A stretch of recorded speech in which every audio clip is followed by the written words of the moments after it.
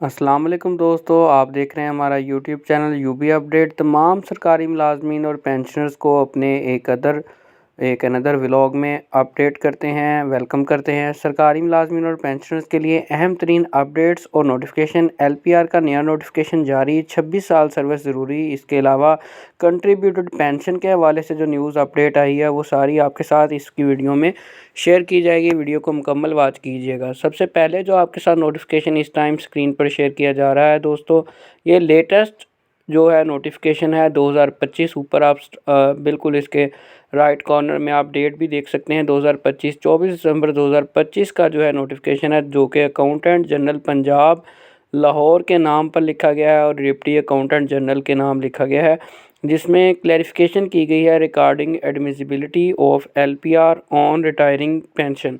सबसे पहले आपको रिटायरिंग पेंशन का बता दिया जाए। रिटायरिंग पेंशन दोस्तों कबल अज़ वक्त जो पेंशन ली जाती है रज़ाकाराना तौर पर, उस पेंशन को रिटायरिंग पेंशन बोला जाता है। उस हवाले से गवर्नमेंट ने एक नोटिफिकेशन जारी किया है जिसमें उन्होंने क्लैरिफिकेशन दी है कि जो बंदा LPR पर जाना चाहता है या फिर लीव इन कैशमेंट, जो कि 1981 के रूल थे, ये लिखा हुआ है नंबर 3 पॉइंट में, in the view of above attention of accountant general Punjab is drawn towards rule 17(1) of the revised leave rules 1981 for information and guidance.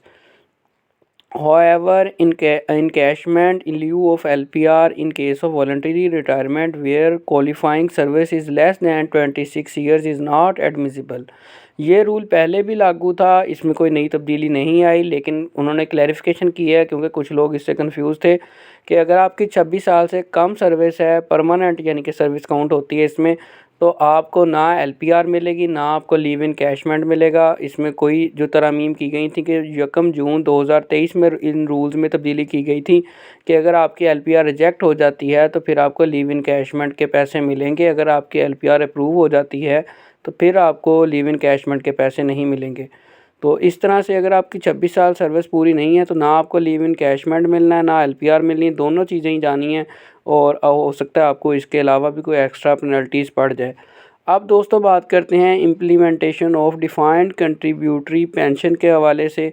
ये नई पेंशन स्कीम मुतारफ़ करवाई है क्योंकि गवर्नमेंट का कहना है कि मुलाजमीन जो हैं वो बोझ हैं ख़जाने पर। इस हवाले से उन्होंने एक स्कीम तैयार की है मुलाजमीन को, समझ लें उनकी पेंशन में हिस्सा डालने वाली।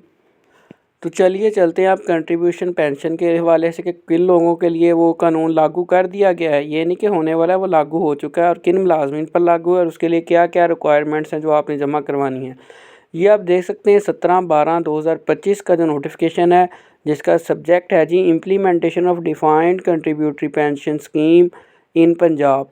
पंजाब के अंदर जो है, पंजाब में भी है, KPK में भी है और बाकी दीगर सूबों में भी है।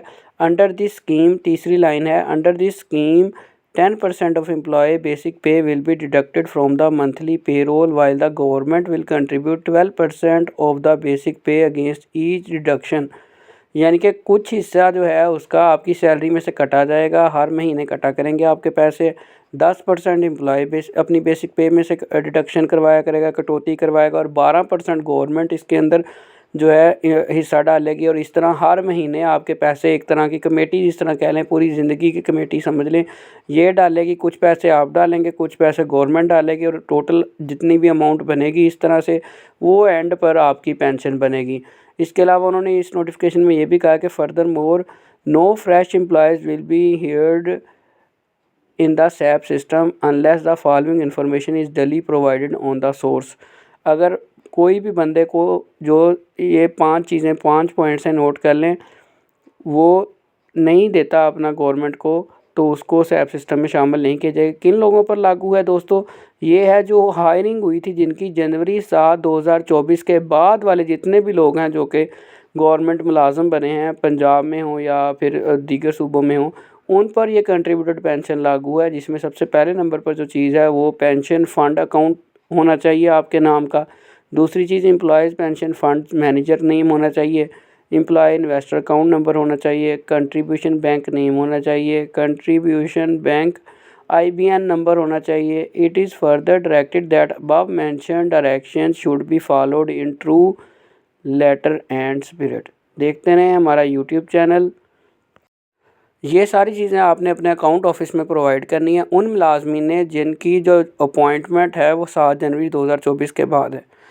یہ دوستو امید کرتا ہوں آپ کو ویڈیو پسند آئی ہوگی۔ اگر کوئی کنفیوژن ہے تو آپ ہم سے کمنٹ سیکشن میں بھی پوچھ سکتے ہیں اور ہم سے پرسنلی بھی رابطہ کر سکتے ہیں، آپ کو مکمل گائیڈ کر دیا جائے گا۔